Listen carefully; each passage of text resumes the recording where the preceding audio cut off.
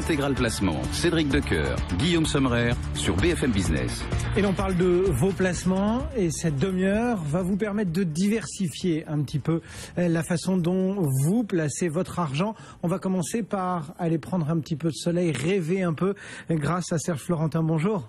Bonjour. Vous êtes le rédacteur en chef d'Intérêt Privé et vous avez choisi de nous emmener à l'île Maurice. Merci beaucoup. Oui. Pour parler immobilier, c'est ça ? Exactement. D'abord, je voudrais replanter un peu le décor. On est parti sur cette idée effectivement très agréable de cocotier, de dépaysement. Et en fait, la toile de fond de mon intervention, ça va être plutôt la concurrence fiscale. Bon. Ça nous ramène à notre actualité du jour en France, notamment la concurrence fiscale que se livrent aujourd'hui les États, et notamment les petits États qui cherchent à attirer sur leur sol des investisseurs, des entrepreneurs, des patrons, des chefs d'entreprise, des gens qui ont du pouvoir d'achat et des revenus. Et c'est un peu ce que fait l'île Maurice en ce moment. C'est derrière cette intervention que je vous fais sur les investissements que nous allons traiter dans le journal Intérêt Privé le mois prochain.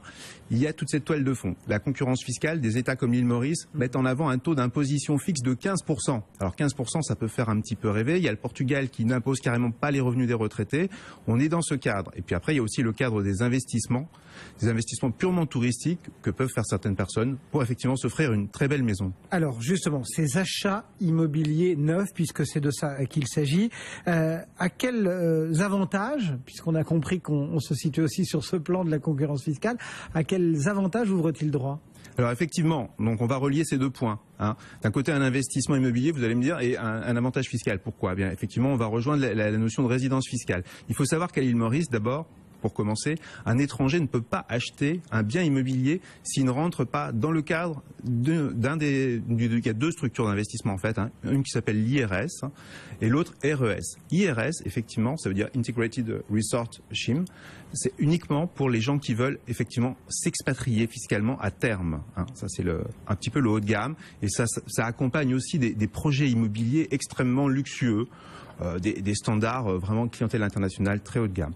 Après le RES, ça va donner droit à un accès immobilier. Un étranger pourra accéder aussi à la propriété à travers le RES, mais il n'aura pas un permis de séjour dans le pays. Le permis de séjour, le permis de résidence, c'est lié à l'IRS. Et l'IRS, donc, à travers le permis de résidence, peut donner lieu à ce qu'on appelle la résidence fiscale à Maurice, à condition d'y résider plus de 183 jours par an. Voilà donc pour la règle qu'il convient de respecter. Les prix, puisque vous nous parlez de haut de gamme, etc., on imagine sont élevés. Où se situent les programmes que l'on commercialise, que l'on peut trouver en ce moment ? Alors voilà, les prix sont très élevés. En fait, ils sont beaucoup plus élevés qu'on ne peut s'attendre dans un pays qui est quand même, malgré tout, je crois, le 11e pays le plus pauvre du monde. Il faut le savoir. Néanmoins, le PIB par habitant est assez élevé. On est à plus de 8 000 $ par an. Mais on est quand même dans un environnement, on est quand même au large de Madagascar et de la Réunion. On est en plein dans l'océan Indien. Alors, le ticket d'entrée, pour revenir à ce prix, le ticket d'entrée IRS, c'est 500 000 $. 500 000 $. Après, bon, on fait des prix au niveau des promoteurs, on arrive à peu près à 530 000 € en tenant compte des droits de mutation, parce que l'État mauricien, quand même, au passage, prend 70 000 $ de droits de mutation à chaque vente. Et ça, c'est un petit peu votre ticket d'entrée. Et pour un bien de haut standard, quand même, il faut dire, parce qu'on a un environnement en général qui est dans un resort, un village, où vous avez autour golf, marina, etc., des grands hôtels. Ça permet aussi à l'île Maurice de développer son infrastructure touristique. C'est ce que les Mauriciens recherchent. Une fois qu'on a, on va l'appeler comme ça, ce ticket, cette carte IRS en main, on est en droit, en passe d'échapper au fisc français ? Alors, voilà. Il ne suffit pas, c'est une condition nécessaire mais pas suffisante, je dirais, de rentrer avec cet IRS. Encore faut-il, alors ça vous donne le droit de séjourner à l'année. Si vous êtes en RES, vous ne pouvez séjourner que 6 mois par an. Donc là, c'est résidence secondaire, on est vraiment du tourisme. C'est un petit peu moins cher. Là, vous avez des biens à 300 000 €, voire moins. Par contre, l'IRS vous donne ce droit de séjourner à l'année. Et à partir de ce moment-là, vous pouvez faire valoir que vous êtes un résident fiscal mauricien.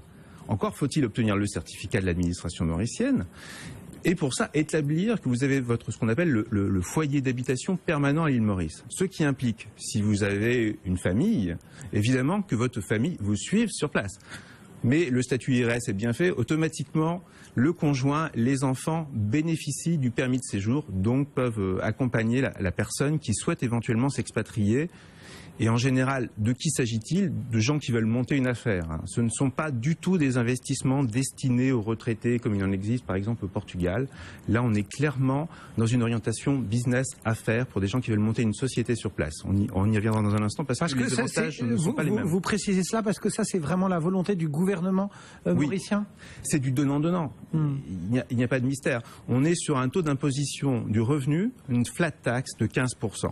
Après tout, attention, 15%, c'est un taux élevé par rapport au taux progressif pour un certain niveau de revenu en France. En France, vous avez une partie du revenu qui est imposée à 0, à 5,5, à 14, etc. 15 sur la totalité, ça peut être beaucoup si vous avez des petits revenus. Donc ce n'est pas pour tout le monde. Ce que les Mauriciens veulent, c'est que des investisseurs viennent avec des hauts revenus et financent des développements locaux importants et de luxe.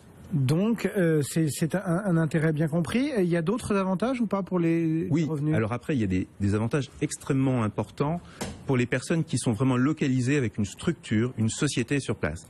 Impôt sur les sociétés, 15%. TVA, 15%. C'est un petit peu la règle du 15, l'orientation anglaise, c'est culture rugby peut-être, je ne sais pas, tout est à 15. Ou à 0. ISF, pas d'ISF dans l'île, si vous êtes résident. De même qu'il n'y a pas de droit droit sur les successions, à condition que vos héritiers soient eux-mêmes résidents dans l'île. Si vous avez un bien à Maurice et que vos héritiers habitent en France, ça ne marche pas. Eh bien voilà ce qu'on pouvait savoir sur cet investissement à l'île Maurice, à découvrir bien évidemment dans Intérêt Privé. Merci beaucoup Serge Florentin d'être venu défendre la plage, les cocotiers, le sable fin. Et on va poursuivre cette demi-heure spéciale diversification dans un instant, juste après un petit coup d'œil sur les marchés. Le CAC 40 progresse de plus en plus, plus 0,7% en ce moment à 11h44. Le CAC 40 est à 4423 points. L'euro aussi progresse, $1,3793.